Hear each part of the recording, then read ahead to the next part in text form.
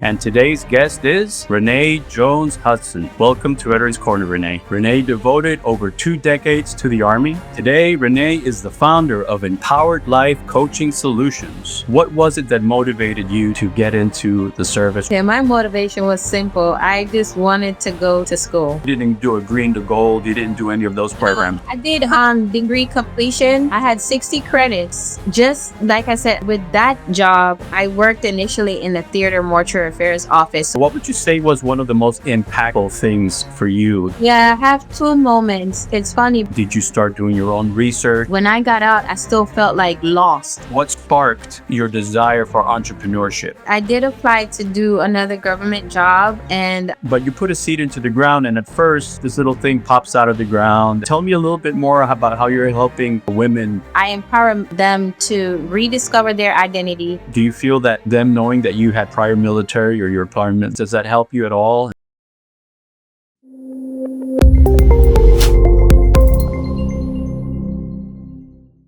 Hi, and welcome to Veterans Corner. I'm George Hinestrosa, retired Air Force and Army veteran of 25 years. On this show, we explore how military experience transforms into business success. Each episode features veterans who've built thriving businesses, sharing strategies and insights that turn military training into entrepreneurial advantage. And today's guest is Renea Jones-Hudson.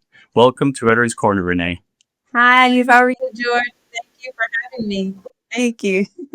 So as I do in all the episodes, I like to do a little intro for all our guests. And this will just take me a minute here. Renea is a powerhouse who is redefining what it means to serve after hanging up the uniform.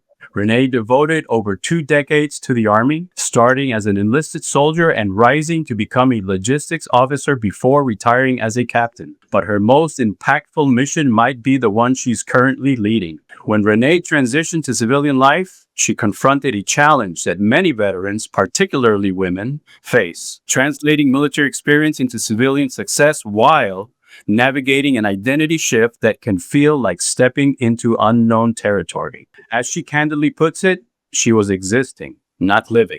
But instead of simply adapting, she transformed this challenge into an opportunity that now empowers countless other veteran women. Today, Renea is the founder of Empowered Life Coaching Solutions, where her signature Path to Purpose method guides military women through the often overlooked complexities of their transition. She's an international best-selling author, a certified health and life coach currently pursuing her doctorate in health and wellness, and serves as vice president at DSP2 Waypoint, a nonprofit dedicated to serving veterans and their families. Her innovative acronym, SERVE, S-E-R-V-E, Summit, has become a catalyst for transformation among female veterans, and her influence has earned her recognition as one of the top 10 women to watch for 2025. From fitness programs to financial coaching, Renea has built a multifaceted business ecosystem that addresses the whole person,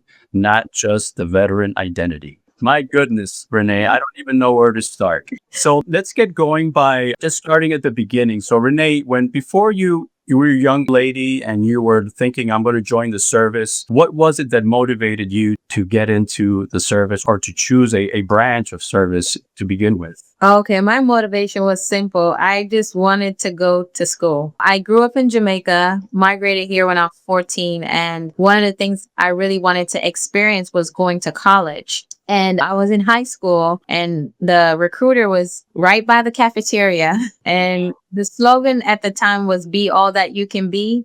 I remember. Yes, yes. So all he said was join the Army, go to school. And all I heard was go to school. Yeah, yeah. And that's what I did. I joined the Army, check. And I went to school, check. Yeah. You came in as an enlisted soldier. And so what was your MOS and rank?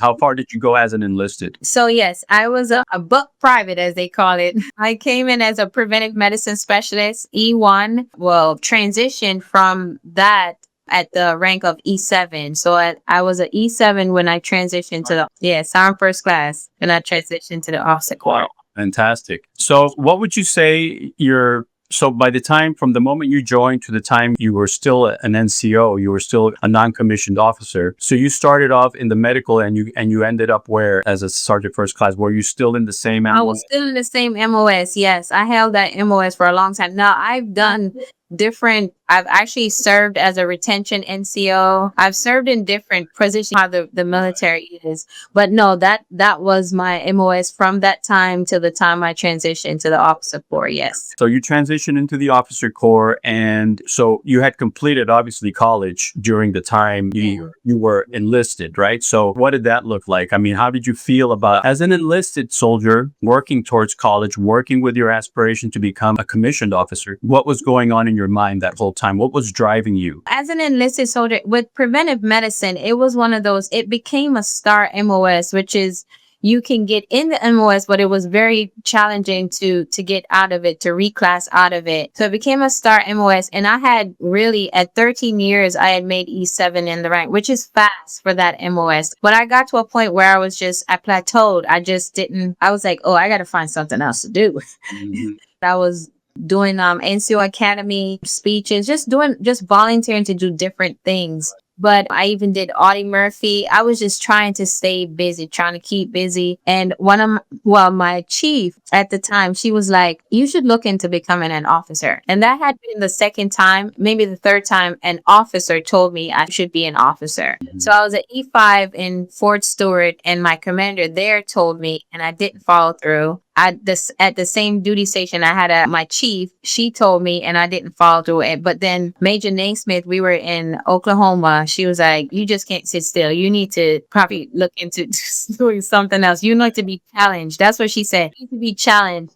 So that's when I took an interest into looking into the officer corps. So tell me something. At that point, did you have a family yet, or did? Oh yes. So I got married at 19. So right. So you came into the service married.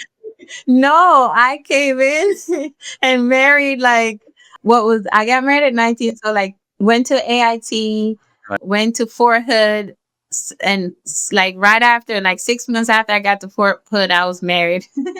Oh, wow. So at that time, it was just me and my husband until 1999.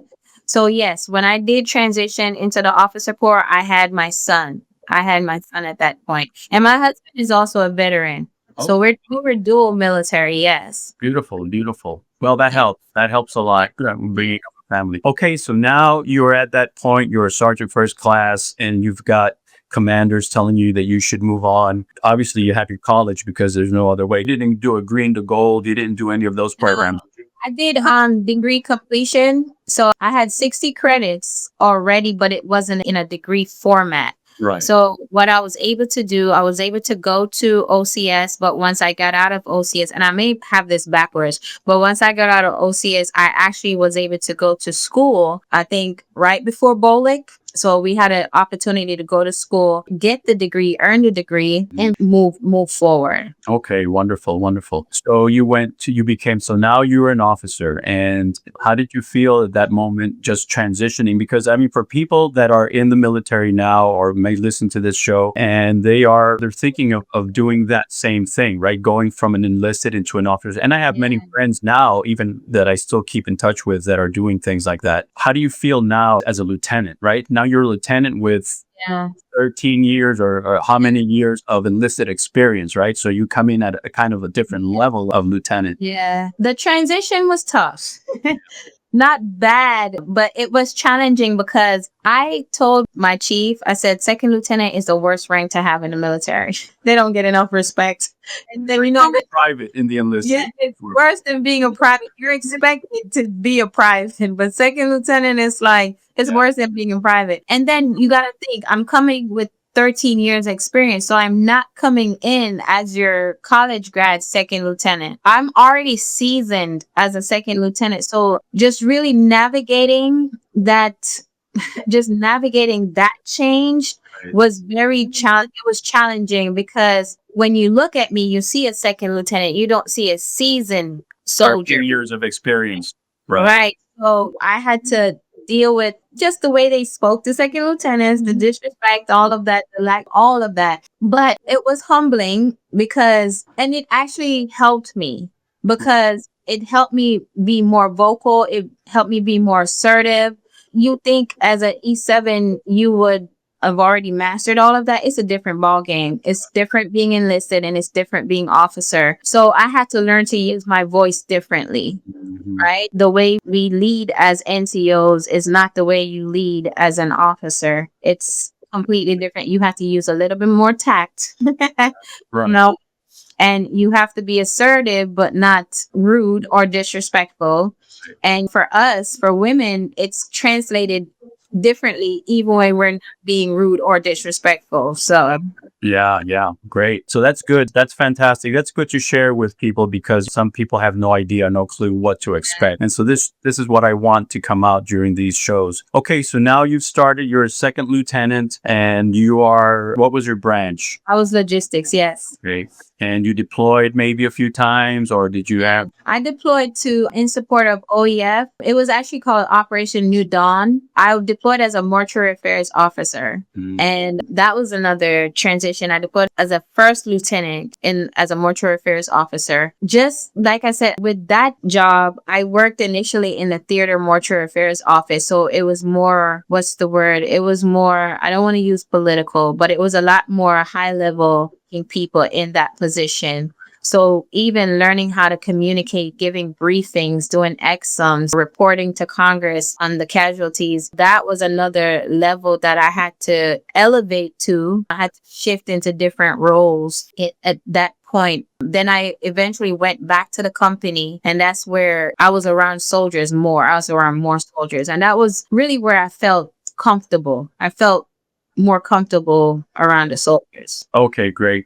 So now you've done that. And then what was your next step going through the process here? You're moving on now, going towards captain. How long was that before you actually got out of the service? So that was 2011.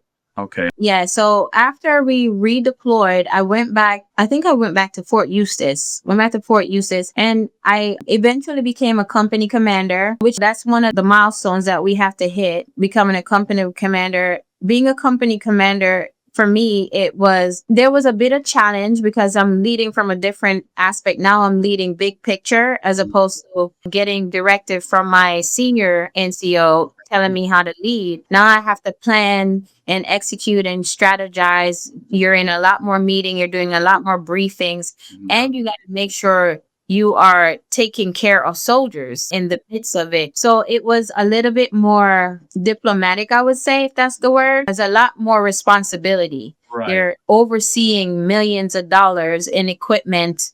So it's just a lot bigger responsibility at that level. At that point, were you an acting commander as a first lieutenant, or were you already captain? No, I was a company commander. Yeah, I did command for, I think, 18 months. Okay. And that was right before I retired. I retired, did S3, and then I got out. So share with us, what would you say if you had to pick maybe one or two things that were the most impactful to you as a military personnel, whether enlisted or officer, apart from all the social changes you've had, because within the organization, you were a sub-organization and then moving from the NCO ranks to the commissioned ranks and then being exposed to even higher ranks. And you said, what would you say was one of the most impactful things for you that may have stayed with you to this day? If you think back, do you have any moments like that? Maybe? Yeah, I have two moments. It's funny because it was when I first deployed to Bosnia and then my deployment to Kuwait as a mortuary affairs officer. They were both impactful in that it helped me. Well, I won't say help me, but it's when I really recognized life, how precious, how fickle, how it's not promised. I will speak particular to the mortuary affairs deployment. That was one that really impacted me in many ways, but really from a heart standpoint, just witnessing so much death our role was to ensure that each family got closure with their person. So going through, you're seeing these individuals, parts of all of them, and then you're having to have that strength to really process all of those remains. We used to battle about which job in the military is more important. They're all important. Every role matters. Right. Doesn't matter what you are. When I went through OCS, I didn't think much of field artillerymen. My husband was a field artillery. I won't say it like that. I didn't think they did that much until I had learned to call for fire. And I was like, Right. Yeah. Depends on where those things land.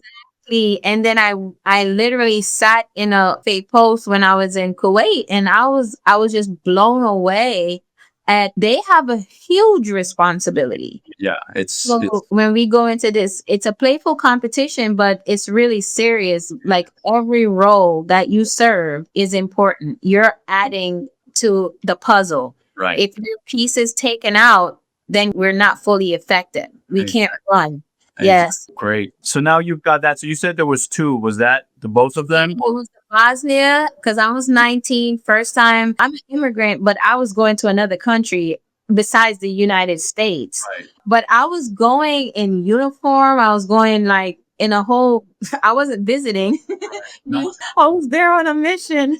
So that was scary for me because even though it was a not peaceful operation, it wasn't as peaceful because we were there to support another nation. But I saw my life flash before my eyes in that aspect too. I saw a lot of things. I saw a lot of things a 19-year-old today probably may or may not experience. Graves, holes, just mortar rounds, all of that stuff. And those things stick with you. But it's also the value of life that really was highlighted for me. How fast our lives can be taken from us in any given situation, wherever you're at. We are delicate creatures, right? So I mean, we could get sick and die, we feel strong, but any little thing that throws us off balance, either physically or emotionally or psychologically, can have And that's really true. our life and mess with us, right? Yeah. Renee, so let's move on now from the military. Thank you for sharing that. And so now let's get into your transition journey, right? Not getting out totally, but now you have how long before you stepped out of uniform did you start thinking about your transition? Not long. Okay. I'll be honest with you. I was walking from I think it was a battalion meeting, or it might have been a QTB at the brigade level. And I was just walking back to my office and the thought just came to me. I was like, what? I want to do something else. Like, it wasn't like because of a negative influence or anything. It was just, I want to do something else. So wrote my commander. I don't know if I wrote him or called him, but I was like, I think I'm going to put in my retirement packet. It wasn't something I had thought about doing. It was just that moment where I was like, there's more and I want to do it. I feel like I've done enough at this point. Right. And I want to move forward. Did you have anyone at that point then? Now you're thinking about moving forward. Did you go to any resources within the military to find your way out? Or did you start doing your own research? Or did you have a commander that you relied on? Or maybe some tutor or mentor? For me, it was kind of tricky because my changeover because I was in company command. And so I was so busy I'm still running a company, trying to do my retirement packet. You know how that is. And so I didn't even get as much of an opportunity to really go through even the transitioning process as far as going to the offices, finding out what's available. So it was kind of like a rush for me. I may have had about 6 to 8 months before I actually retired. Right. But even going through that transition process, it was a lot. It was so much information being fed to me at the time, and I just got more overwhelmed. I didn't feel confident, but it wasn't to the point where I was like, oh, I think I want to stay in. I still wanted to go out. I was just so full, and I was like, I don't even know where to start to approach this whole transition. Right. So that's what I want to talk about. So that's really what this show is about, right? Because as service members, we all have to face that in our own way. Yeah. Right. You as a company commander at that point, you've got the whole weight of keeping everything in check. You've got all that stuff you're signed for and you're still responsible for. So what would you say of that transitioning experience at that moment? What would you say was one of what took you by surprise? Maybe was there something that really hit you and said, oh my, I'm really doing this now. I mean, there's no turning back. Or I was ready for the transit, ready and not ready, if that makes sense. Once I made up my mind that I was shifting, I was going to do it anyway. Right. But what I was not ready for was just how it just seemed like it was so much to it. Like I wasn't ready for the overwhelm. When I really got out, I felt like my head was about to explode. And all the information that we got during the process. Now, I don't want it to seem like the process is flawed. If you have the time to go through it, the time to go through it, it really can be of great help. Right. But like in my case, I didn't have that much time to go through the process because I think it was recommended 2 years out, you start that process. Thinking about it, right? Right.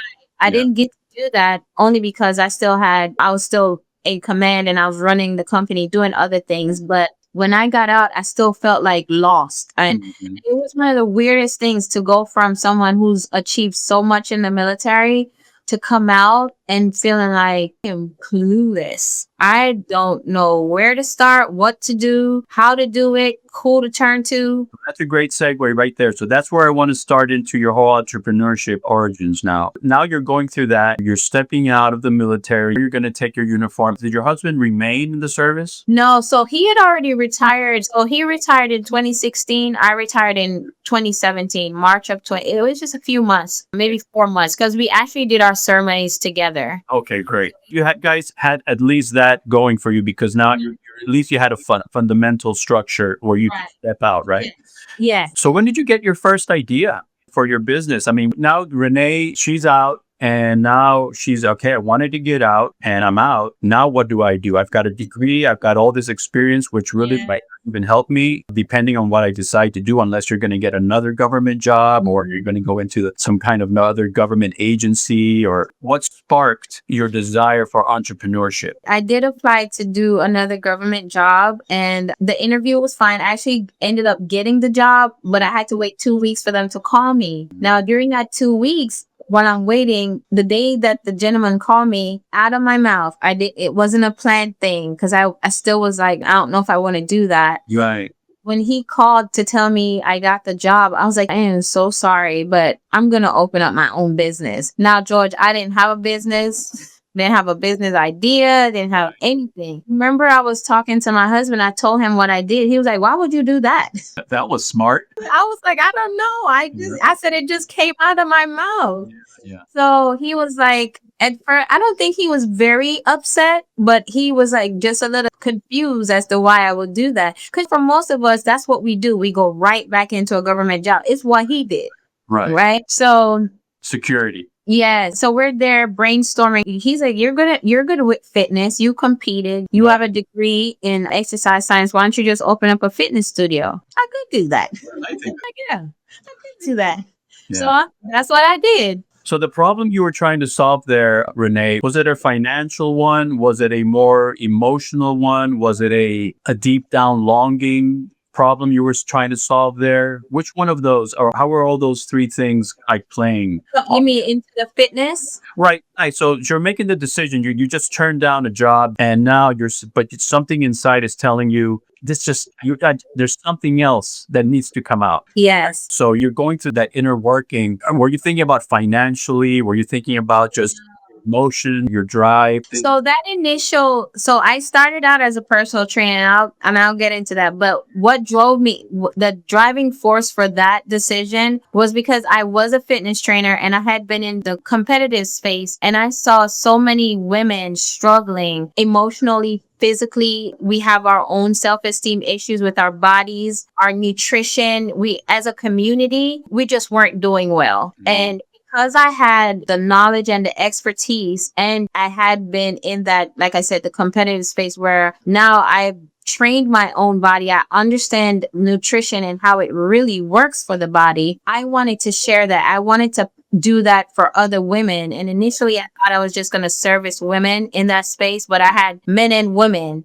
And it turned out to be a great thing because the clients I had, they were amazing. They always wanted to learn. And I stuck to professionals only because we keep going. I stuck to high achieving and professional men and women because they're the ones that are not eating regularly. They're the ones that are not exercising. They're the ones that are not taking time to listen to their bodies. They're the ones that have all these chronic illnesses that they're working and going to work with this mask on trying to show up healthy when they're not healthy from the inside out. And health shows, right? You can tell when someone is not healthy. Yes. So that was the driving force behind opening. I had a reason. I really wanted to help in that capacity. And like I said, it turned out to be a very good decision until the pandemic hit. That's when I shifted. Were there any fears that you had to overcome to make that actual step into that role? You have the idea,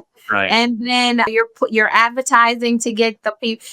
I will tell you, the first time someone actually paid me, I was like, oh snap, this is real. Like, somebody actually gave me money. So now you have to shift from that mindset. At first, it's just an idea. It's just, yeah, I'm going to do this. But then when you actually get paid, clients that are going to pay you for your service and trust in your expertise and your knowledge and trust that you're going to get them where they want to be, that's a whole different shift. Right. Did not have was business knowledge. I had leadership skills. I ran that studio off of everything I knew from the military. That's what I want to hear. So it's your organizational skills. Yes. Yes. That means keeping things where you can see them. Yes. But I will tell you, I want to shout out to my clients though. I had all the clients I told you, they were business owners, they were professionals, and they're the ones that kind of guided me as towards the back end of the business. That's where it all started. I got introduced to networking groups. I got introduced to different organizations. Right. And that's why personal training is personal, because you get to have these dialogues. You get to talk one-on-one. You get to learn. They get to learn and that's community, right? That's community. If you share, you will get stuff back. Share information will come to you. Right? Yes. So you were serving in the military, right? You were serving your country. And now it's funny because when you think about business, I've gone through the same thing, right? We've all kind of, if we're in business, we kind of go through that. Well, business, I have to sell something and someone has to buy it. But in reality, we don't look at let me meet someone's needs. Yes. Let me fulfill someone else's desires. And maybe I'll get paid for that if I do it well, right? So it's more of a service to the community now, right? How can I best serve people, right? Which is a kind of a Christian principle, if not Christian, right? And it kind of goes back to that whole point in the Bible where it says it's better to give than to receive. People don't understand that saying. They think, well, if I give and I don't get anything back, you don't understand, right? There's a reciprocal law, right? The more you give, the more you receive. Yes. And the thing is, a lot of times you don't understand those principles. I will be honest, when I first started as a personal trainer, the ignorance, because I was ignorant, I was leading with, I got to make money. I got to make money. I got to make money. So that in essence became very hard. Almost. Yeah. Right. Once you learn the concept that you're talking about, you get into a place of serving. And that's the space I'm in right now, because it's actually a lot more rewarding. When you know that you're like giving from your heart, when you're giving and like, you don't even think about the fact that I'm not making any money right now. Right. But you have to understand too, your service is also valuable. It's so many concepts that that I had to learn. As a businesswoman, it's another school that you have to go through. That's a school of hard knocks right there. Especially when you're doing it the way we are. Right. We know military, we know structure, we have those basic, we have the discipline, we have all of that, the grit to stick through something. But what we don't know what we don't know. Right. And those are things we have to learn. Right. I always like to use the example of, and it's kind of a biblical example, but when you first plant a seed, and I've become a gardener in my old age, right? Yeah. In my older age, I'm not old, but you put a seed into the ground, and at first this little thing pops out of the ground, and what can I do? I put a little water, a little fertilizer. But as the plant grows and starts to flower, that one seed, now that plant will produce fruits. Give it that time. You have to give it that little bit of time and let it just nurture it. Do what you can, but there is an invisible energy also out there at work, right? That reciprocity is coming back towards you from all different angles, not just from that one seed. Yes. That one seed turns into many seeds, and it feeds more than one person. Exactly. And that principle is so important. That to me in my life, when I found that out, I'm not worrying anymore. I'm just going to do what I do best and not worry about it. Yes. Great. So now, but that's not the only thing you're doing, right? So tell us a little bit more. That's the health part of it. Tell me a little bit more about how you're helping women in their transitioning, and let's get a little bit into that. So I'm wearing several hats right now, but my main title is that I'm an empowerment coach for military women. And what it is I empower them to rediscover their identity, redefine their purpose, and reintegrate into life beyond the uniform with clarity, confidence, and courage. A lot of times we tie our expertise to our military MOS. Like, there's so much more that even comes with that military MOS. One MOS could be like 10 jobs in the city. Exactly. We're not tapping into the offshoots of that, right? The place that I come from is to get them to tap into those spaces, explore opportunities. If you had something that you wanted to do in the military that you're like, I couldn't do it right now because I'm serving, go back to that one thing. And it doesn't matter what it is. If you want to stay at home, be the best stay at home mom, because staying at home, you can create a lot of things staying at home. Right? Absolutely. It's just endless opportunities. And it's getting them to shift into that mindset to understand that where you are, you can start from where you are, literally start from where you are and do whatever it is you want, and giving them the confidence to say, okay, this is what I'm going to do. And I'm going to be bold enough to take action to see it. So in essence, really what you've evolved into, Renee, is you've become, in essence, a life coach, right? Not life coach, but a life coach, right? So you're coaching people because of all that experience. And this is why I like to talk about that whole thing with the military and all those hardships and just what goes on, because we see those things as problems at the time. But I think that when you just go with the flow, and I know I mentioned that to you the other day, just go with the flow kind of and go with your heart, these things kind of like fall into place, right? I think sometimes we complicate things. Am I wrong? We complicate it a little bit more than we have. Yeah, but there is a shift. There's a shift that's taking place, and transitioning in the essence of the word is not as simple as it is. You're not just leaving the military and starting civilian life. There's a mental, emotional, physical, there's so much going on with that transition. And I think where the gap is that I think what I encourage, I had gotten this advice when I was seeking, trying to figure out what it is I want to do. Someone told me to just sit down somewhere and just relax. Well, I didn't take too kindly to that, but it was really good advice. It's just how it was presented, right? It wasn't wrapped in a bow or anything. Right. So I was like, too simplistic. You thought it was too simplistic, right? Yeah, right? Yeah. So, but it's one of the things that I do encourage people to do. Take some time, especially if you're retiring after an extended period of time. That's for me, it was my whole life from 18 to 40.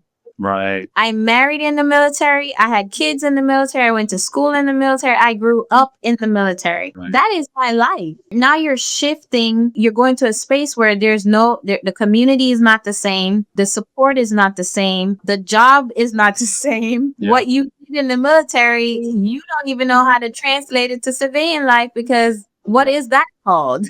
Exactly.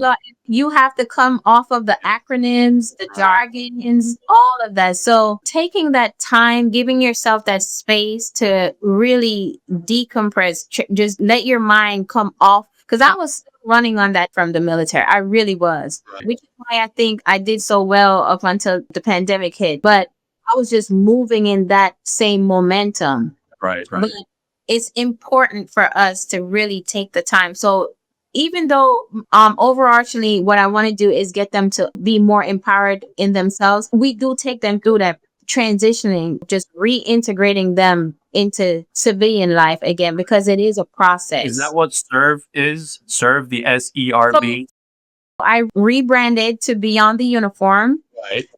And so my framework now is called Own It.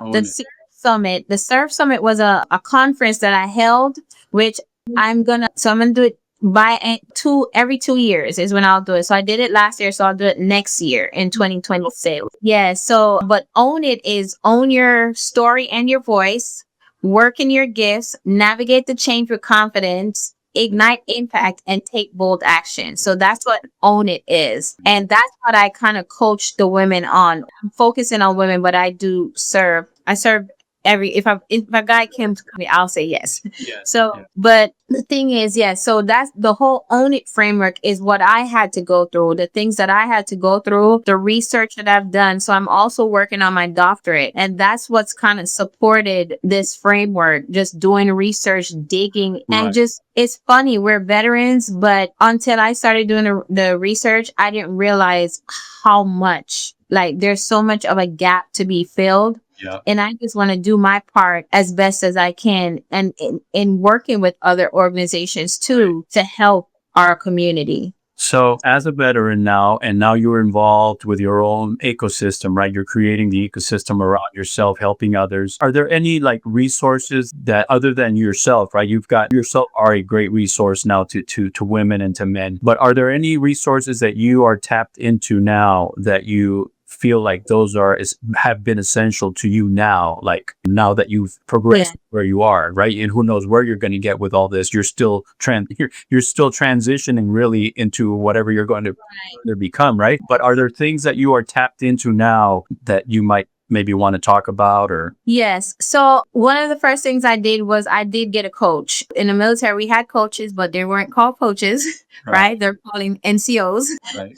Or I got a coach to kind of help guide me and show me the ropes from there. I also tapped into the Chamber of Commerce, a business coach. I had a business coach. I've also had a speech coach. I've had those kind of leaders take me on a journey to get better and to get where I want to get to. Right. Chamber of Commerce. I'm also tapped into the veteran community. Initially, I started with the Women's Veteran Interactive Foundation. I was a part of that organization, and I'm also now a part of the Atlanta Black Chamber, the Veterans Entrepreneur Group. So one of the things that I do encourage our community to do is we have to go and seek our community. It's not there anymore where we were in a community of our own. Now we have to put ourselves out there. I'm also a recent graduate of the IVMS, and that's another veteran community. So all of those things, tapping into the SBA, all of those, and these are all in our various cities, to just tap into those resources to move forward. So now that you're talking about that, Renee, how important to you then now, right? So before in the military, we're surrounded by soldiers, by other leaders, by other officers and things. How important do you feel right now at this stage in your life to be part of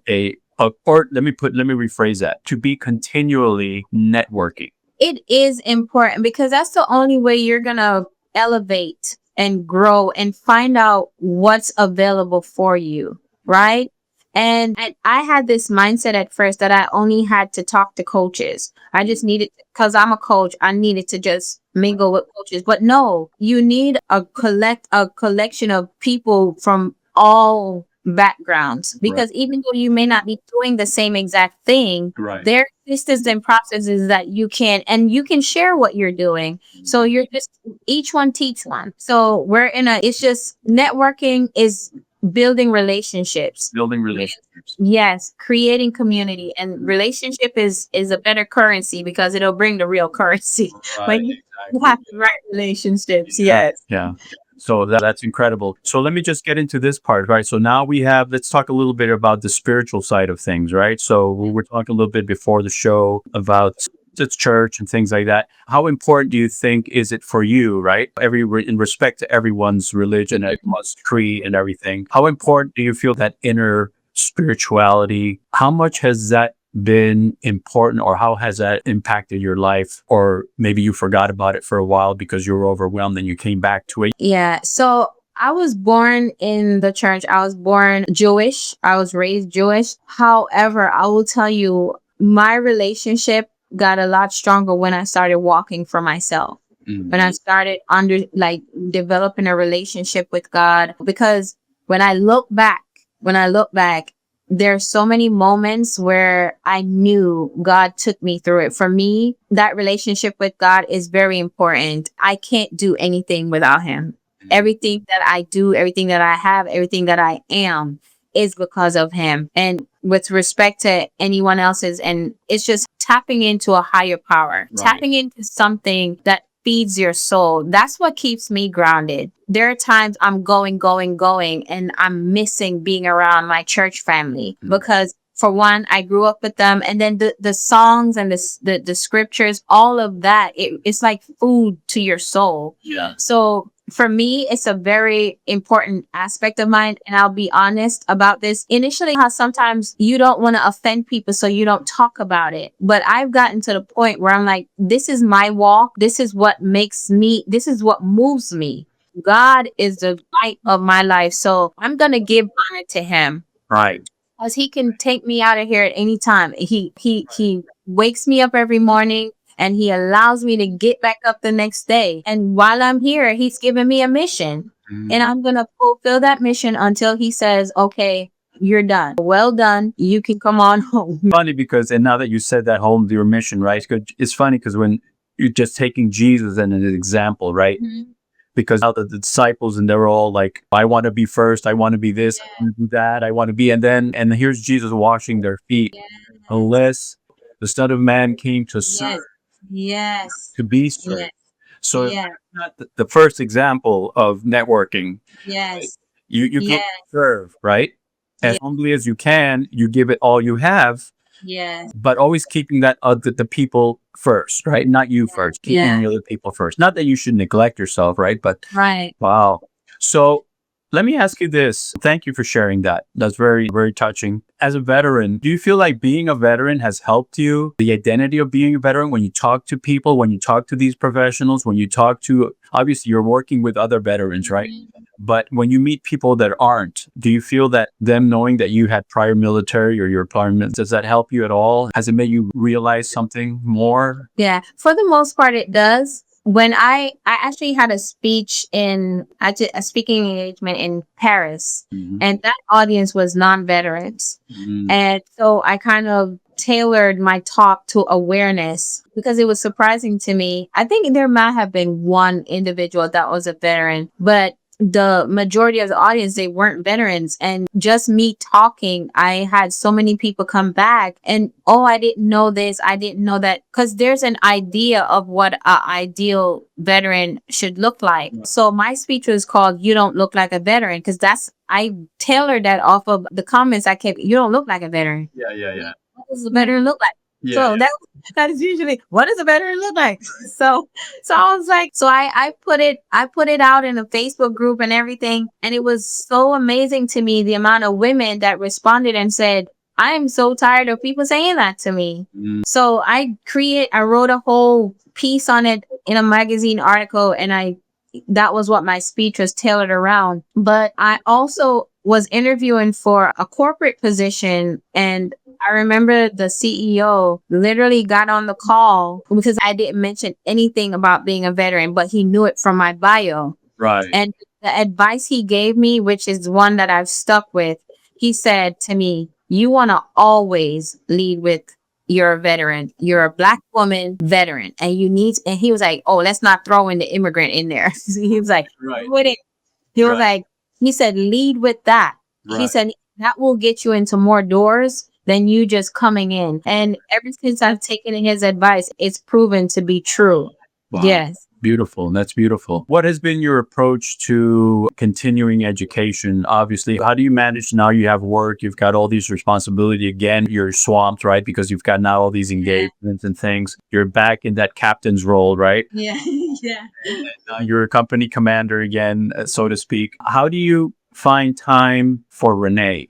Right? For not so much for the family, obviously, but like for Renee, because we all need to have that quiet time, time. Even Christ himself used to go up into the mountain for the whole night and get away from people, right? He said, I got to get away, right? I have to clear my mind, right? How do you find time? Are you an early riser, going to bed late at night? I mean, it's different people are night owls, or they're early morning or whatever. Or how about even exercising? Do you even find time now to exercise? Yeah. So I make the time for those things. Right. I will tell you, my coach had coined this term, or I think she knew it, but I didn't know it. FOMO, fear of missing out. So I was trying to be everywhere, do everything, copy this person, comparing myself. I used to do too much to stay relevant, to prove myself. all of that. And when I realized it was so much easier to just operate on Renee, Yeah.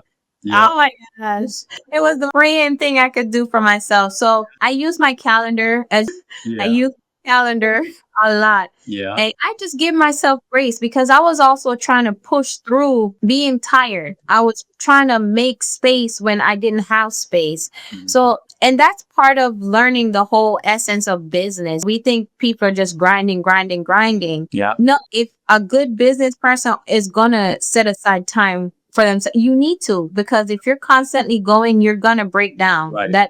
That machine is going to need to be re-oiled. Mhm. And if you don't do that, then you're going to crack down. I recently just rehired a personal trainer, and because I need to be held accountable, right? Right. So I have a full-fledged gym in my house, and every now and then I go into it. But now that I have a trainer, I go to him once a week, and then he lays out my plan for the rest of the week, and I can follow it because now I feel like I have an obligation to him. So that's what works for me. If I know that I have systems set up, that's what I do. I used to get up super early in the morning and go to bed late. So I'm getting like maybe 2, 3, 4 hours of sleep. Right. Not enough. I don't do that anymore. Right. Because not only was it affecting my health, because I was also diagnosed with a chronic illness, ulcerative colitis. So that didn't work well for my body. Yeah. So I had to shift a lot of things around because the body speaks. A lot of times we just ignore it. And the only time we hear it is when it says, I'm done. I'm shutting. Do what you want to do, but I'm done. Right. You know? That's such an important point, Renee, because believe it or not, and maybe everyone knows this, but it's been scientifically said and written in books that a lot of the common day diseases in our society are psychosomatic, Yes. are brought about by worry, by the pure talk, by the anxiety, by the inner stresses, what we've been talking about, and how we deal with that. Obviously, nutrition has a big role to play in all of that. Exercise, even though exercise is a kind of stressor on the body, Right. different kind of stress. It counterbalances the psychological and the inner anxiety. The exercise being a stress actually helps you release that, right? Helps you to breathe. It's not a good stress on the body. It's you stress. It's good stress. Right. So Yeah. balances and it kind of brings you back into equilibrium, right? Oh, I feel good after the workout. You may not feel good when you start, but when you shower and you eat, boy, I feel great, right? So, well, Renee, this has been wonderful. And I know we could go on for hours, and there's a lot of things I think that we have in common. And I'd love to have you on the show again at a later date. Back. For all of those listening, we'll be sure to put all these handles and all how to get a hold of Renee. And I'm sure a lot of service members and transitioning people will reach out to you this way. We're hoping to help many people this way. But Renee, I just want to thank you. You've been a lovely guest, and God bless you. God bless your family and your ongoing efforts. Thank you so much for being with us. Thank you for having me. This is fun. It's been my pleasure, Renee. It's been my pleasure. Yeah.